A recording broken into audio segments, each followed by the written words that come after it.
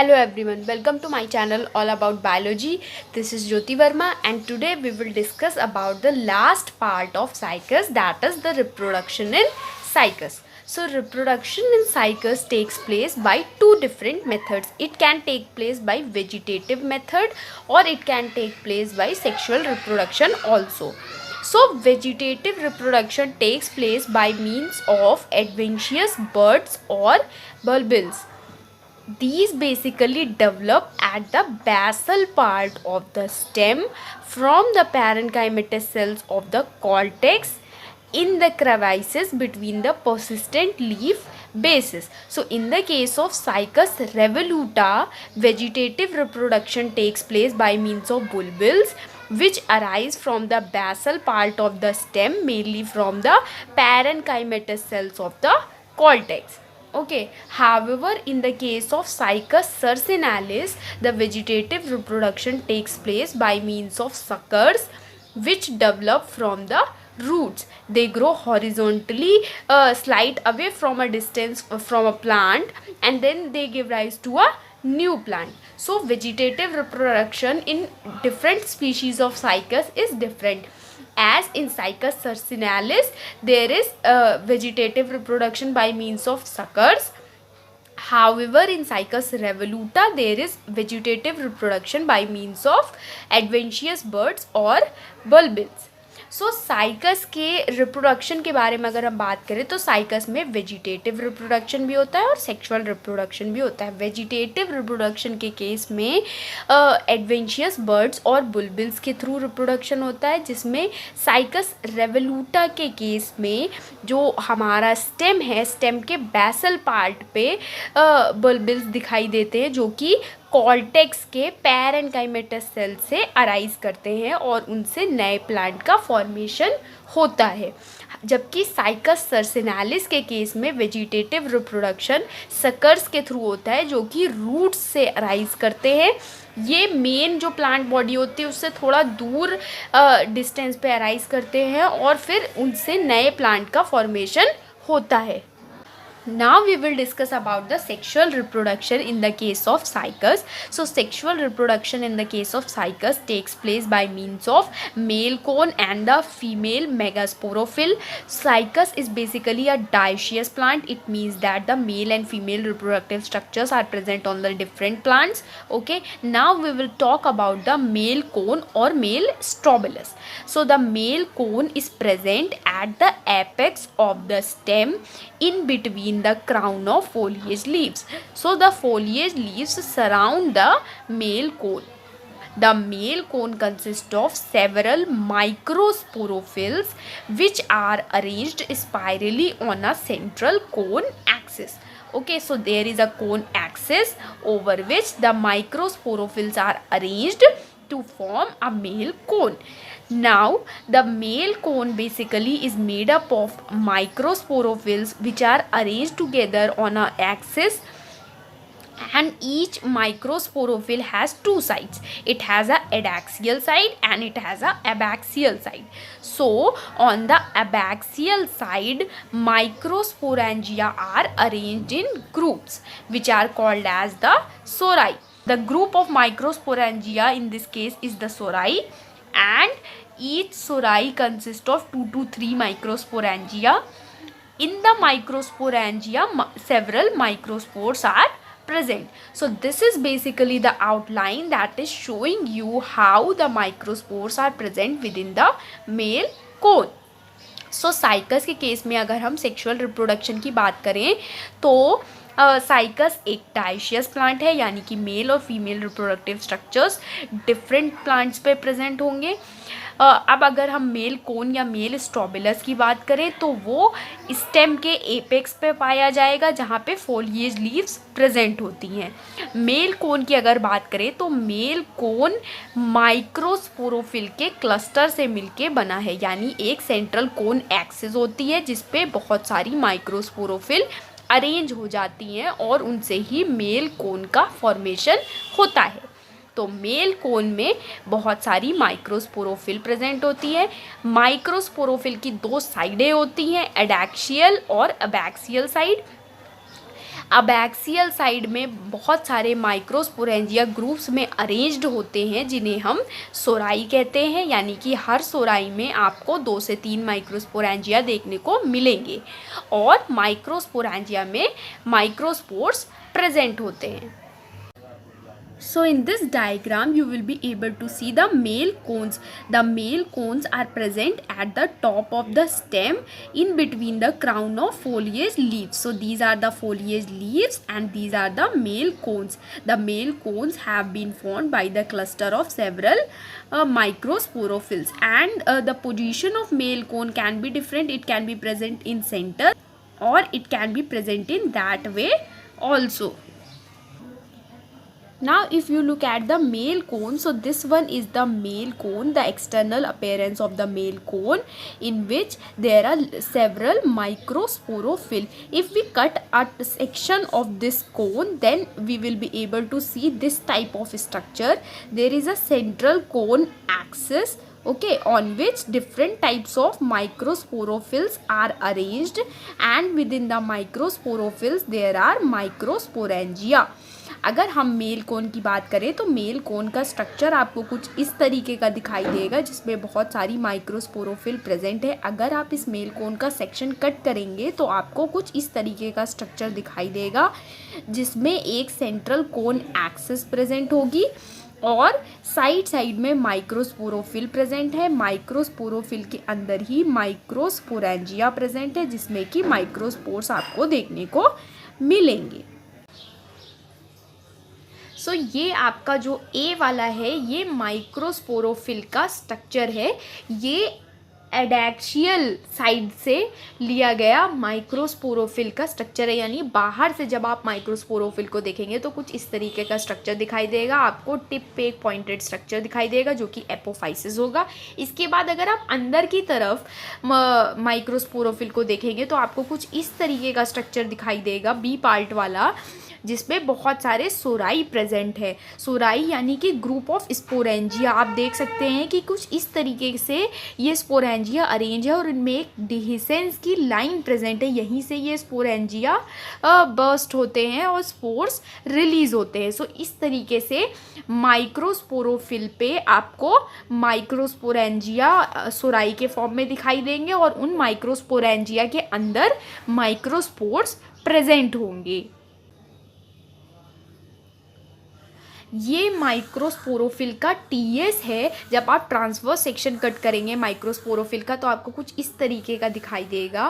तो ये आपका माइक्रोस्पोरोफिल है जिसमें आपको म्यूसिलेज डक्ट्स दिखाई देंगे। अंदर की तरफ आपको स्पोरेंजिया दिखाई देंगे जो कि इस तरीके से अरेंज्ड होंगे और वो स्पोरेंजिया के अंदर आपको माइक्रोस्पोर्स दिखाई देंगे। Okay, now we will discuss about the development of the microsporangium or the formation of microspores.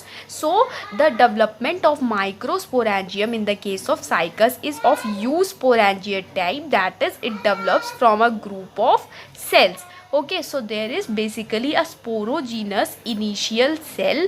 The sporogenous initial cell divides transversely and it gives rise to a primary wall cell and primary sporogenous cell. The primary wall cell divides by periclinal division and it will form the sporangial wall. However, the primary sporogenous cell undergoes irregular divisions to give rise to sporogenous cells, and these sporogenous cells increase in size and form spore mother cell. The spore mother cell undergoes meiosis to form 4 haploid microspores. So in this way large number of spores are produced. After that there is dehiscence of microsporangia through which the spores are liberated. सो अगर हम लोग बात करें microsporangium के development की तो एक sporogenous initial cell होती है जो कि 2 सेल में डिवाइड होती है, प्राइमरी वॉल सेल और primary sporogenous cell. Primary wall cell periclinal division से डिवाइड करके स्पोरेंजियल वॉल का फॉर्मेशन करती है और primary sporogenous cell irregular division से डिवाइड करके स्पोरोजीनस सेल्स का फॉर्मेशन करती है जिसमें कि कुछ सेल साइज में इंक्रीज होके स्पोर मदर सेल का फॉर्मेशन करते हैं।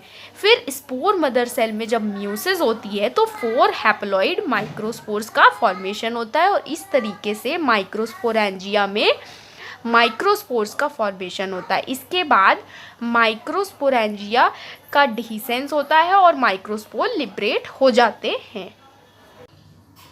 अब हम लोग बात करेंगे माइक्रोस्पोरेंजियम के फॉर्मेशन का। सो माइक्रोस्पोरेंजियम कैसे बन रहा है? यूस्पोरेंजिया टाइप डेवलपमेंट है, यानी कि ग्रुप ऑफ सेल्स से माइक्रोस्पोरेंजियम का फॉर्मेशन हो रहा है। सो सबसे पहले कुछ सेल्स जो बनेंगी स्टार्टिंग में वो है sporangial initial. Okay, sporangial initial cell divide करके 2 सेल बनाएगी, प्राइमरी वॉल सेल और primary sporogenous cell. Okay, 2 cells बनी है। उसके बाद ये जो प्राइमरी वॉल सेल है ये डिवाइड करके स्पोरेंजिया की वॉल बनाएगी और जो ये प्राइमरी स्पोरोजीनस सेल है इससे बहुत सारे स्पोरोजीनस सेल्स बनेंगे जिनसे बाद में स्पोर मदर सेल का फॉर्मेशन होगा। सो ये क्या हुआ? फॉर्मेशन हुआ है आपका माइक्रोस्पोरेंजियम की वॉल का, स्पोरेंजियल वॉल का, प्राइमरी वॉल सेल से, और जो आपका प्राइमरी स्पोरोजीनस सेल था उससे स्पोरोजीनस टिश्यू का फॉर्मेशन हुआ है। ये स्पोरोजीनस टिश्यू डिवाइड करके माइक्रोस्पोर मदर सेल बनाएगा। माइक्रोस्पोर मदर सेल में जैसे ही म्यूसिस होगी तो हैप्लॉइड स्पोर्स का फॉर्मेशन होगा जो कि हैप्लॉइड होंगे, और जो आपकी स्पोरेंजियम की वॉल है उसकी जो इनर वॉल होती है वो डिफ्रेंशिएट होके एक टेपटम का फॉर्मेशन करती है। टेपटम आपको पता ही है जो कि न्यूट्रिशन प्रोवाइड करता है। सो ये जो फाइनल डायग्राम है आपका माइक्रोस्पोरेंजियम का, ये पूरी कंडीशन दिखा रहा है कि आपका वॉल ऑफ स्पोरेंजियम है ये किससे बना है?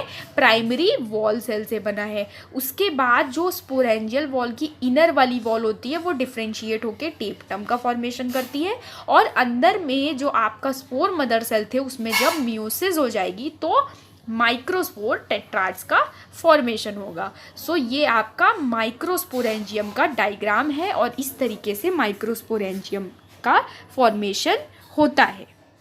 Now we will discuss about the female reproductive structures in the case of cycas. So in the case of cycas there is not a definite cone, there is megasporophyll. Okay, the megasporophyll of cycas are not organized into cones, they occur in closed spirals. Okay, the megasporophyll is differentiated into a basal stalk, a upper pinnate lamina, and the ovules are present on the lateral side of the stalk. The number of ovules vary in different species. अब अगर हम cycas के case में female reproductive structures की बात करें तो cycas के केस में आपको फीमेल कोन देखने को नहीं मिलेगी क्योंकि मेगास्पोरोफिल कोन के फॉर्म में अरेंज हो ही नहीं पाते हैं। सो यहाँ पे मेगास्पोरोफिल प्रेजेंट होती हैं साइकस के केस में। ओके, कोन नहीं होता है। सो मेगास्पोरोफिल के अगर हम स्ट्रक्चर की बात करें तो मेगास्पोरोफिल में आपको बेस पे एक स्टॉक देखने को मिलेगा, बेसल स्टॉक। उसके बाद ऊपर की तरफ आपको एक पिन्नेट लैमिना मिलेगी जिसका डिज़ाइन कुछ चेंज हो सकता है। डिफरेंट स्पीशीज़ में आपको डिफरेंट शेप्स की लैमिना देखने को मिलेंगी, और जो ओव्यूल्स हैं वो लैटरल साइड पे प्रेजेंट होते हैं स्टॉक के। जो ओव्यूल्स का नंबर है वो डिफरेंट स्पीशीज़ में डिफरेंट होता है, जैसा कि हम लोग पहले ही डिस्कस कर चुके हैं साइकस की डिफरेंट स्पीशीज़ के बारे में। So these are the diagrams of the different types of megasporophylls that are present in different species of cycas. So in the case of Cycas revoluta you will be able to see this type of megasporophyll. This is Cycas sarcinalis megasporophyll, this is Cycas rumphii, this is Cycas bedomi, and this is Cycas pectinata. And in all these megasporophyll you will be able to see common structures that are the stalk, the lamina, and the ovules. The number of ovules is different in different species of cycas as you are able to see in these diagrams. So अब अगर हम megasporophyll के diagram की बात करें तो ये सब साइकस की डिफरेंट स्पीशीज़ हैं जिनके मेगास्पोरोफिल के डायग्राम यहाँ पे बने हुए हैं, और इन सभी मेगास्पोरोफिल में आपको तीन चीज़ें कॉमन दिखेंगी, एक है स्टॉक, दूसरा है लैमिना और तीसरा है ओव्यूल्स। जो ओव्यूल्स के नंबर हैं वो डिफरेंट स्पीशीज़ में आपको डिफरेंट डिफरेंट देखने को मिलेंगे। Now we will discuss about the ovule of cycas. So the ovule of cycas is orthotropous and unitegmic. Unitegmic means it consists of only single integument. The ovule of cycas is largest in the plant kingdom. तो अगर हम cycas के ovule की बात करें तो cycas का ovule orthotropous है और यूनिटेग्मिक है। यूनिटेग्मिक का मतलब होता है सिर्फ एक इंटीग्यूमेंट इसमें प्रेजेंट होगी। जो साइकस का ओव्यूल है वो प्लांट किंगडम में सबसे ज़्यादा लार्जेस्ट ओव्यूल है। उसके बाद अब हम लोग बात करेंगे डेवलपमेंट ऑफ द ओव्यूल या फॉर्मेशन ऑफ मेगास्पोर की। So each ovule arises from a group of ovule initial cell which divide rapidly to form nucellus. So basically what happens, the megasporophyll, the cell of the megasporophyll will divide rapidly to give rise to nucellus, and this nucellus is surrounded by integument which is formed from the adjoining cells of the megasporophyll, and the integument forms a micropyle. A small pore at the tip of the ovule is present. A cell of the nucellus differentiate into megaspore mother cell having large size dense cytoplasm and prominent nucleus. So the megaspore mother cell is formed from the cell of nucellus, and this megaspore mother cell undergoes meiosis to form 4 cells that are arranged in a linear way, linear tetrad, out of which the upper 3 cells degenerate and a single megaspore is left. So in this way the megaspore is formed. सो अगर हम लोग cycas के ovule की बात करें तो उसमें जो मेगास्पोर है उसका फॉर्मेशन कैसे होगा। ओव्यूल का जो फॉर्मेशन होगा वो ओव्यूल इनिशियल सेल से होगा जो कि रैपिडली डिवाइड करके न्यूसेलस का फॉर्मेशन करेंगे। कुछ सेल्स होंगी मेगास्पोरोफिल की जिनसे इंटीगुमेंट का फॉर्मेशन होगा, और जैसा कि आप जानते हैं कि ये यूनिटेग्मिक है तो इसमें एक सिंगल इंटीगुमेंट ही प्रेजेंट होगी। इंटीगुमेंट कंप्लीटली सराउंड नहीं कर रही है न्यूसेलस को, टिप पे थोड़ी स्पेस फ्री है और उस एरिया को हम लोग माइक्रोपाइल कह रहे हैं। जो न्यूसेलस के सेल्स होते हैं उसमें से एक सेल इनलार्ज हो जाती है, उसका साइटोप्लाज्म डेंस हो जाता है और उसे हम मेगास्पोर मदर सेल कहते हैं। मेगास्पोर मदर सेल में जब मियोसिस होगी तो लीनियर टेट्राड बनेगा, यानी 4 सेल्स बनेंगे जो कि लीनियरली अरेंज्ड होंगे, जिसमें से जो ऊपर के 3 सेल होते हैं वो डिजेनरेट हो जाते हैं और जो आखिरी नीचे वाला सेल बचता है वो फंक्शनल मेगास्पोर की तरह वर्क करता है। अब हम लोग बात करेंगे ओव्यूल के डेवलपमेंट की और मेगास्पोर के फॉर्मेशन की। तो सबसे पहले ओव्यूल डेवलप कहाँ से होता है। जो आपका मेगास्पोरोफिल है उसमें हमने आपको बताया कि 3 स्ट्रक्चर्स आपको देखने को मिलेंगे, स्टॉक, लैमिना और ओव्यूल। तो वो जो ओव्यूल बनता है वो कैसे बनता है, आपका जो मेगास्पोरोफिल के सेल्स हैं उनसे पहले कुछ सेल्स अराइज होंगे जिससे कि न्यूसेलस का फॉर्मेशन होगा। ओके, न्यूसेलस का फॉर्मेशन होगा और उसके बाद न्यूसेलस को सराउंड करते हुए कुछ सेल्स अराइज होंगी जिन्हें हम इंटीगुमेंट्स कहेंगे। जैसा कि आपको पता है कि साइकस के केस में जो ओव्यूल है वो यूनिटेग्मिक है, यानी कि सिर्फ एक ही इंटीगुमेंट प्रेजेंट है। ओके, उसके बाद न्यूसेलस का एक सेल डिफ्रेंशिएट हो जाता है और बहुत बड़े साइज में हो जाता है, उसका साइटोप्लाज्म रिच हो जाता है और उस सेल को हम कहते हैं मेगास्पोर मदर सेल। ये मेगास्पोर मदर सेल मियोसिस करती है और 4 सेल का फॉर्मेशन करती है। कुछ इस तरीके के आपको सेल्स दिखाई देंगे, ठीक है। ये 4 जो सेल बने हैं इसमें से जो 3 ऊपर वाले सेल होते हैं ये डिजेनरेट हो जाते हैं और नीचे का सिर्फ सिंगल जो सेल होता है वो फंक्शनल मेगास्पोर की तरह वर्क करता है। सो इस तरीके से आपका ओव्यूल का फॉर्मेशन होता है और मेगास्पोर का फॉर्मेशन होता है। सो ये आपका ओव्यूल का स्ट्रक्चर है। साइकस का जो ओव्यूल होता है वो ऑर्थोट्रोपस होता है और यूनिटेगमिक होता है, यानी कि उसमें एक सिंगल इंटीग्यूमेंट प्रेजेंट होती है। ठीक है, साइकस के केस में ये जो आप ओव्यूल देख रहे हैं इसमें इंटीग्यूमेंट जो प्रेजेंट है वो बाहर की प्रोटेक्टिव लेयर है जो कि 3 लेयर्स में डिफ्रेंशिएटेड है। आउटर और इनर जो लेयर होते हैं वो फ्लैशी होते हैं। ठीक है, आउटर लेयर को हम लोग बोलते हैं सार्कोटेस्टा। ओके, मिडल लेयर जो होता है वो स्टोनी होता है जिसे हम लोग स्क्लेरोटेस्टा कहते हैं, और इनर फ्लैशी लेयर है। ठीक है, तो साइकस के केस में जो इंटीग्यूमेंट बनी है वो 3 लेयर्स में डिफ्रेंशिएटेड है। Outer fleshy sarcotesta, middle stony sclerotesta and inner fleshy layer. Okay, ये आपके इंटीग्यूमेंट्स हो गए। उसके बाद आपको अंदर की तरफ दिखाई देगा न्यूसेलस प्रेजेंट है। न्यूसेलस के सेल्स से ही फीमेल गैमेटोफाइट का फॉर्मेशन होगा जिसे हम लोग इंडोस्पर्म भी कहते हैं, जो कि हैप्लॉइड इन नेचर होता है। ठीक है, इसके बारे में, इसके डेवलपमेंट के बारे में अभी हम लोग डिस्कस करेंगे। और आर्कीगोनिया का फॉर्मेशन होता है, 2 आर्कीगोनिया यहाँ पे प्रेजेंट हैं, आपको दिखाई देंगे। उसके बाद जो स्पेस है न्यूसेलस और आर्कीगोनिया के बीच में वो आर्कीगोनियल चैम्बर है, और आपका जो स्पेस है यहाँ पे ऊपर न्यूसेलस के बाद और माइक्रोपाइल के बीच में वो पोलन चैम्बर है। सो इस तरीके से आपको साइकस का ओव्यूल देखने को मिलेगा जिसमें कि इंटीग्यूमेंट्स में 3 लेयर प्रेजेंट होंगे। सेंटर में आपका फीमेल गैमेटोफाइट और इंडोस्पर्म प्रेजेंट होगा, आर्कीगोनिया प्रेजेंट होंगे, पोलन चैम्बर और आर्कीगोनियल चैम्बर प्रेजेंट होगा। इस ओव्यूल को सप्लाई करते हैं वस्कुलर स्ट्रैंड जो कि मेगास्पोरोफिल से अराइज होते हैं, और ये जो आप ये ब्लैक वाला जो देख रहे हैं ये वस्कुलर स्ट्रैंड्स है जो कि मिनरल और न्यूट्रिएंट सप्लाई करते हैं ओव्यूल को। Okay, now we will discuss about the gametophytic phase in the case of cycas. So as you know that the microspore and the megaspore have been formed. Now from the microspore male gametophyte will form, and from the megaspore female gametophyte will form. So now we will discuss about the development and formation of male gametophyte.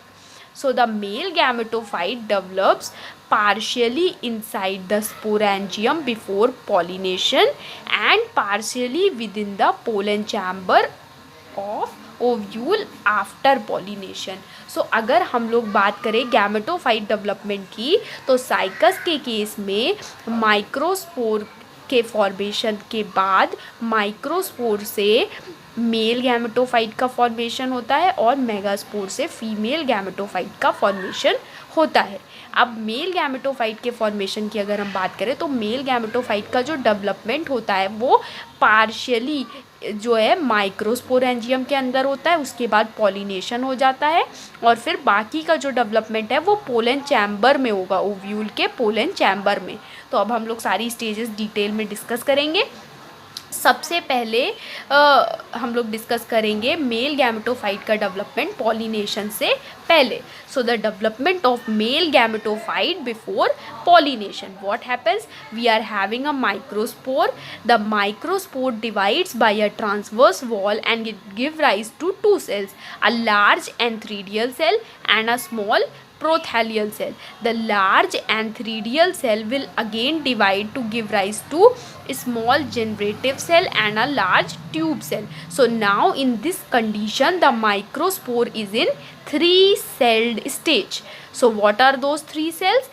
A generative cell, a tube cell and a prothallal cell. I have asked you these questions in the community post that at which state the cycas microspores shed. So the answer is 3-celled stage. After that there is pollination. Now in the case of pollination the microspore shed at the 3-celled stage. However in the case of ovule the nucellus of the ovule disorganized to form a sticky substance which is called as the pollination drop. The microspores get entangled in the pollination drop and further development of the microspores take place within the pollen chamber of the ovule. Okay, सो अब अगर हम लोग male gametophyte के development की बात करें तो microspore जो है वो ट्रांसवर्स वॉल के थ्रू 2 सेल में डिवाइड होता है। एक बड़ी सी एंथ्रीडियल सेल बनेगी और एक छोटी सी प्रोथैलियल सेल बनेगी। एंथ्रीडियल सेल फिर से डिवाइड करके एक जनरेटिव सेल और एक बड़ी सी ट्यूब सेल का फॉर्मेशन करती है। सो इस कंडीशन में माइक्रोस्पोर में 3 सेल प्रेजेंट होंगी, small generative cell, large tube cell और small prothallial cell. So Cycas के केस में जो माइक्रोस्पोर पॉलिनेशन के वक्त शेड होता है वो 3 सेल्ड स्टेज में होता है, जिसमें ये 3 सेल प्रेजेंट होते हैं। उसके बाद पॉलिनेशन होगा। इसके बाद माइक्रोस्पोर्स न्यूसेलस तक पहुंचेंगे, जब जो न्यूसेलस के जो सेल्स होंगे वो डिसऑर्गेनाइज होके एक पॉलिनेशन ड्रॉप का फॉर्मेशन करेंगे, जिसमें कि माइक्रोस्पोर्स इंट्रैप हो जाते हैं और आगे का डेवलपमेंट जो होगा वो पोलन चैम्बर में होगा ओव्यूल के। ये जो आप लोग डायग्राम देख रहे हैं ये माइक्रोस्पोर का डायग्राम है, ठीक है। माइक्रोस्पोर है।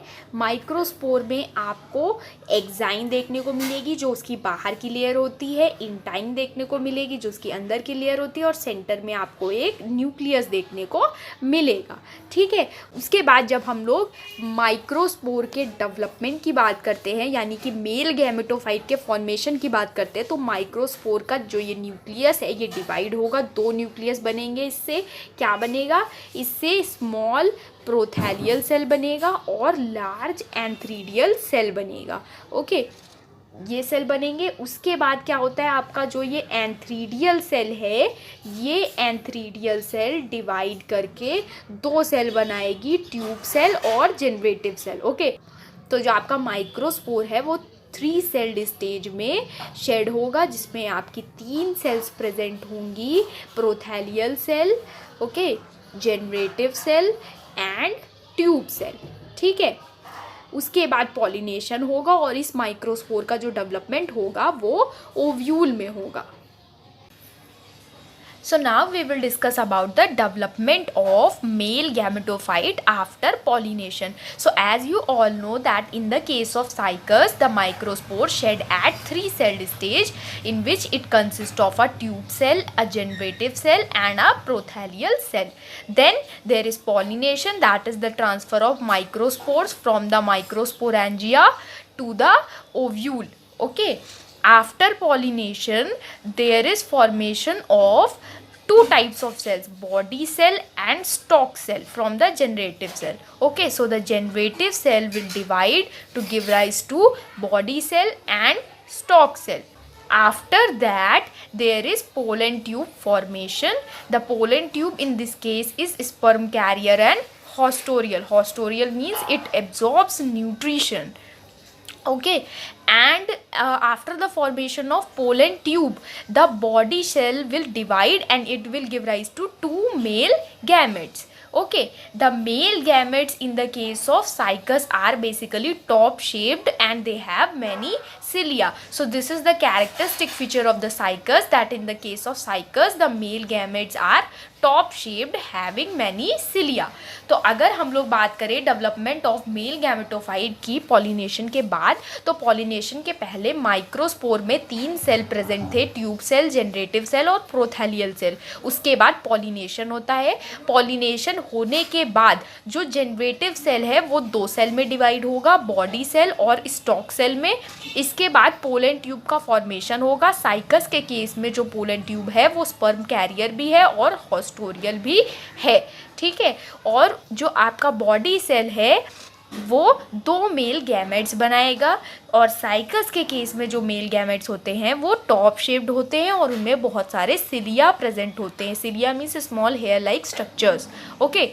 उसके बाद जो आपका जनरेटिव सेल होता है ना, जनरेटिव सेल डिवाइड करके 2 सेल बनाता है, बॉडी सेल और स्टॉक सेल, ओके। ये 2 सेल बनेंगी, ठीक है। उसके बाद जो आपका बॉडी सेल होता है इससे 2 मेल न्यूक्लियस का फॉर्मेशन होगा, लेकिन उससे पहले पोलन ट्यूब का फॉर्मेशन हो जाता है। पोलन ट्यूब का फॉर्मेशन हो जाएगा।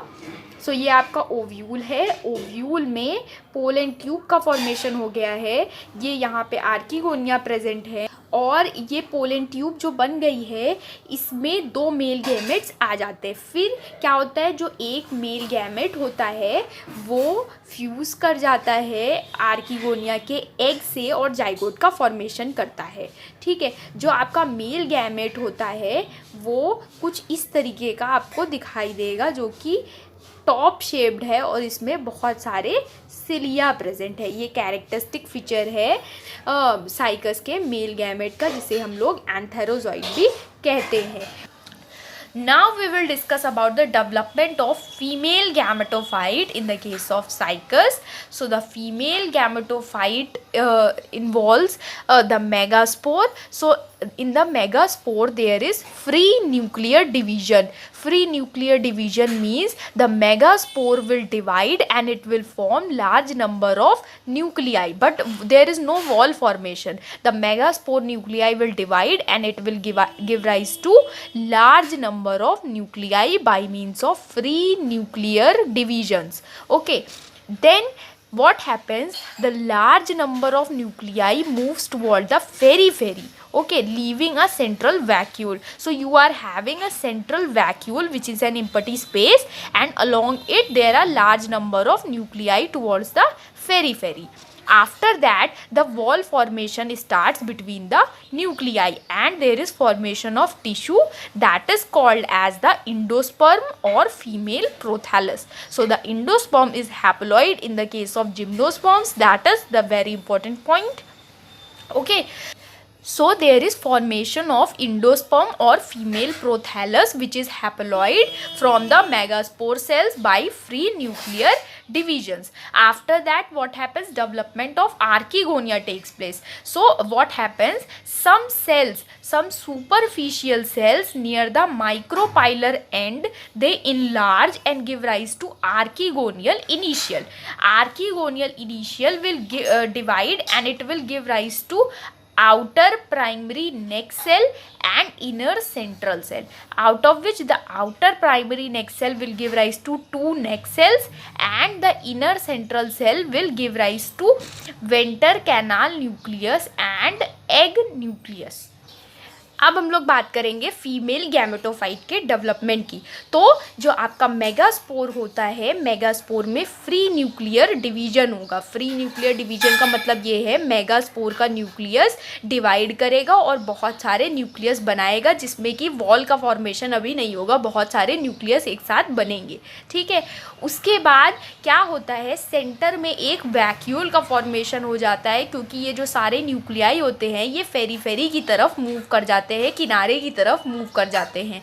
उसके बाद वॉल का फॉर्मेशन स्टार्ट होता है न्यूक्लियस के बीच में और एक टिश्यू का फॉर्मेशन होता है जिसे हम इंडोस्पर्म या फीमेल प्रोथैलस कहते हैं। ये हैप्लॉइड इन नेचर होता है। सो सबसे पहले मेगास्पोर में फ्री न्यूक्लियर डिवीजन होगा, उसके बाद बहुत सारे न्यूक्लियाई बनेंगे, सेंटर में वैक्यूल बनेगा, न्यूक्लियाई किनारे की तरफ मूव करेंगे, न्यूक्लियस में वॉल फॉर्मेशन होगा जिससे कि इंडोस्पर्म का फॉर्मेशन होगा, जिसे हम फीमेल प्रोथैलस भी कहते हैं। फीमेल गैमेटोफाइट के डेवलपमेंट की बात करें तो फीमेल गैमेटोफाइट में आपका ये ओव्यूल का स्ट्रक्चर है। ठीक है, ओव्यूल में यहाँ पर इंटीग्यूमेंट है, सेंटर में न्यूसेलस प्रेजेंट है और एक फंक्शनल बड़ा सा आपको मेगास्पोर दिखाई देगा। ये मेगास्पोर फ्री न्यूक्लियर डिवीजन से डिवाइड करता है और बहुत सारे न्यूक्लियस का फॉर्मेशन होता है, जैसा कि आप यहाँ पे देख रहे हैं। ठीक है, उसके बाद क्या होता है, ये न्यूक्लियस फेरी की तरफ मूव कर जाते हैं, किनारे की तरफ मूव कर जाते हैं और सेंटर में आपको एक वैक्यूल देखने को मिलेगी। ठीक है, उसके बाद क्या होता है, ये जो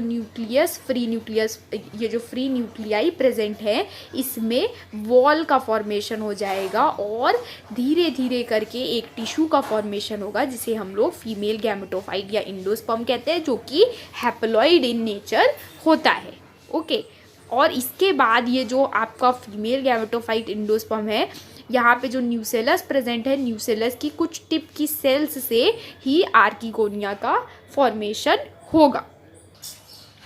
उसके बाद आर्चिगोनिया का डेवलपमेंट होता है, जिसमें कि कुछ सुपरफिशियल सेल जो माइक्रोपाइलर एंड के पास होते हैं वो आर्किगोनियल इनिशियल में डेवलप होंगे। और ये जो आर्किगोनियल इनिशियल है ये 2 सेल्स में डिवाइड होगा, प्राइमरी नेक सेल्स जो कि 2 नेक सेल्स बनाएंगे, और इनर सेंट्रल सेल डिवाइड होके वेंटर कैनाल न्यूक्लियस और एग न्यूक्लियस का फॉर्मेशन करेगा। सो इस तरीके से आर्कीगोनिया का फॉर्मेशन होगा माइक्रोपाइलर एंड की तरफ। So this is about the development of female gametophyte in the case of Cycas. So अब हम लोग बात कर लेते हैं आर्कीगोनिया के फॉर्मेशन की। क्या होता है, जो न्यूसेलस प्रेजेंट होता है उसकी एक टिप की सेल आर्कीगोनियल इनिशियल की तरह फंक्शन करती है। ये आर्कीगोनियल इनिशियल डिवाइड होगी 2 सेल्स में। एक बनाएगा आपका प्राइमरी नेक सेल, ठीक है, ये जो आप देख रहे हैं टॉप में, और सेंट्रल सेल, ठीक है।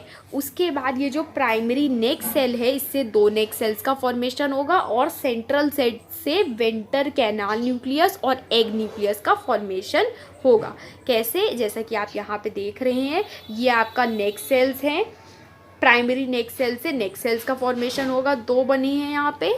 और आपका जो सेंट्रल सेल है वो यहाँ पे है। सेंट्रल सेल डिवाइड करके एक वेंटर कैनाल न्यूक्लियस का फॉर्मेशन करेगा और एक एग न्यूक्लियस का फॉर्मेशन करेगा, ठीक है। इस तरीके से आर्कीगोनिया का फॉर्मेशन होता है।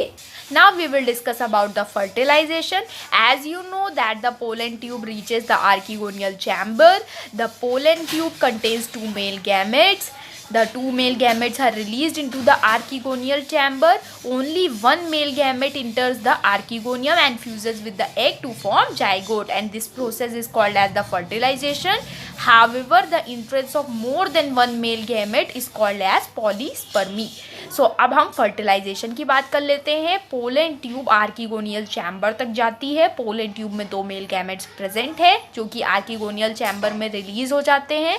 उसके बाद एक मेल गैमेट एग से फ्यूज़ करके जाइगोट का फॉर्मेशन करता है। कभी कभी क्या होता है, एक से ज़्यादा मेल गैमेट इंटर कर जाते हैं और उस कंडीशन को हम लोग पॉलीस्पर्मी कहते हैं। Now we will discuss about the embryogeny or embryo development in the case of cycas. So what happens, there is a zygote which is diploid in nature. The zygote undergoes a period of rest. After that it undergoes free nuclear divisions. It means that the nucleus of zygote will divide rapidly and it will form large number of nuclei without wall formation. After that there is a central vacuole and all the nuclei move towards the periphery. Then cell wall formation starts and the tissue that is formed in this case is now called as the proembryo. So proembryo is a structure that is found in the case of cycas. So the structure of this proembryo is somewhat like that. So it consists of different layers or tiers. At the base, in some species of cycas, cap cells are present. However, in some other species, some layers are present. Like there is an embryonal tier. The embryonal tier forms the main part of the embryo. Above the embryonal tier, there is a suspensor tier which consists of long elongated cells, and they basically elongate and push the embryo into the endosperm. Okay, above the suspensor tier there is a free nuclear zone in which lots of nuclei are there which are moving freely. So that region is also called as the haustorial region, and that helps in absorption of nutrients. Okay, so that is about the proembryo and its layers. After that it takes about 1 year for the development of embryo. Okay, after that there is development of 2 cotyledons, or in some species 3 cotyledons also develop. After that there is development of radicle, plumule, hypocotyle, etc., and seed is formed, and later on that seed germinates to give rise to a new plant. So in this way the development of embryo takes place from the zygote. सो अब हम लोग बात कर लेते हैं cycas में embryogeny की। जो जाइगोट है वो डिप्लॉइड स्ट्रक्चर है, वो रेस्ट में रहेगा और उसके बाद उसमें फ्री न्यूक्लियर डिवीजन होते हैं। फ्री न्यूक्लियर डिवीजन का मतलब क्या है, जो जाइगोट का न्यूक्लियस है वो रैपिडली डिवाइड करेगा और बहुत सारे न्यूक्लियाई बनाएगा। इसके बाद सेंटर में एक वैक्यूल क्रिएट हो जाएगा, क्योंकि ये सारे न्यूक्लियाई फेरीफेरी यानी किनारे की तरफ मूव कर जाएंगे, और फिर सेल वॉल फॉर्मेशन स्टार्ट होगा जिससे प्रो एम्ब्रियो का फॉर्मेशन होगा। प्रो एम्ब्रियो जिम्नोस्पर्म के केस में ही पाए जाते हैं। प्रो एम्ब्रियो के अगर हम स्ट्रक्चर की बात करें तो उसमें कुछ लेयर्स आपको देखने को मिलेंगे, जैसा कि साइकस सर्सिनैलिस में बेस पे कुछ सेल्स प्रेजेंट होती हैं जिन्हें हम गैप सेल्स कहते हैं, जबकि जो दूसरी साइकस की स्पीशीज़ होती है उसमें आपको कुछ इस तरीके के स्ट्रक्चर्स और लेयर्स दिखाई देंगे, जिसमें बेस पे एम्ब्रियोनल टायर प्रेजेंट होगा। एम्ब्रियोनल टायर से ही एम्ब्रियो का फॉर्मेशन होता है। उसके ऊपर सस्पेंसर टायर प्रेजेंट होगा, जिसमें कि लंबी लंबी सेल्स प्रेजेंट होती हैं जो कि रैपिडली डिवाइड करती हैं और एम्ब्रियो को एंडोस्पर्म की तरफ पुश करने का काम करती हैं। उसके ऊपर आपको फ्री न्यूक्लियर जोन मिलेगा, बीच में बफर जोन मिलेगा जहाँ पे कुछ सेल्स में वॉल प्रेजेंट होगी कुछ न्यूक्लियस में, और कुछ न्यूक्लियस बिना वॉल के होंगे। उसके ऊपर आपको फ्री न्यूक्लियर जोन मिलेगा जिसे हम हॉस्टोरियल रीजन भी कहते हैं, जो कि न्यूट्रिशन एब्जॉर्ब करने का काम करते हैं। उसके बाद एम्ब्रियो का फॉर्मेशन होगा जिसमें लगभग 1 साल का वक्त लगता है, और एम्ब्रियो के फॉर्मेशन के बाद धीरे धीरे सीड का फॉर्मेशन होने लगेगा। कॉटलीडॉन्स बनेंगे, किसी किसी स्पीशीज़ में 2 कॉटलीडॉन्स बनते हैं, किसी किसी में 3 कॉटलीडॉन्स बनते हैं। उसके बाद रेडिकल, प्रूम्यूल और हाइपोकोटाइल का फॉर्मेशन होता है, सीड का फॉर्मेशन होता है। ये सीड जर्मिनेट करके नए प्लांट का फॉर्मेशन करता है और इस तरीके से साइकस की लाइफ साइकिल कंप्लीट होती है। फर्टिलाइजेशन के बाद आपका जाइगोट का फॉर्मेशन होगा जो कि डिप्लॉइड स्ट्रक्चर है, ठीक है। उसके बाद क्या होता है, ऊस्पोर का जो न्यूक्लियस है वो डिवाइड होगा फ्री न्यूक्लियर डिविजन्स के थ्रू, और बहुत सारे न्यूक्लियस का फॉर्मेशन होगा, ठीक है। बहुत सारे ये जो न्यूक्लियस बनेंगे ये किनारे की तरफ मूव करेंगे और सेंटर में आपको एक वैक्यूल देखने को मिलेगा, और फिर धीरे धीरे ये जो फ्री न्यूक्लियस है इनमें वॉल का फॉर्मेशन होगा, इनके चारों तरफ ऐसे वॉल बन जाएगी, ठीक है। और उसके बाद इससे एक सेलुलर टिश्यू का फॉर्मेशन होगा जिसे हम लोग प्रो एम्ब्रियो कहेंगे। जैसा कि आप यहाँ पे देख रहे हैं ये है फ्री न्यूक्लियाई, यहाँ पे धीरे धीरे वॉल का फॉर्मेशन हो रहा है और सेलुलर प्रो एम्ब्रियो धीरे धीरे करके बन रहा है। उसके बाद धीरे धीरे इस तरीके का स्ट्रक्चर आपको देखने को मिलेगा, और फाइनली जो प्रो एम्ब्रियो बनेगा वो कुछ इस तरीके का होगा जिसमें आपको बेस पे प्रो एम्ब्रियो दिखाई देगा जो कि एम्ब्रियोनल टायर से मिलके बना हुआ है। सस्पेंसर टायर से एक लंबा चौड़ा सस्पेंसर बना हुआ है, और ऊपर की तरफ आपको हॉस्टोरियल रीजन दिखाई देगा, ठीक है। इस तरीके से प्रो एम्ब्रियो का फॉर्मेशन होता है, और धीरे धीरे इस प्रो एम्ब्रियो का डेवलपमेंट होगा और इससे एम्ब्रियो का फॉर्मेशन होगा जिसमें लगभग 1 साल तक का वक्त लगता है। और फाइनल स्टेज में आपका सीड का फॉर्मेशन होगा।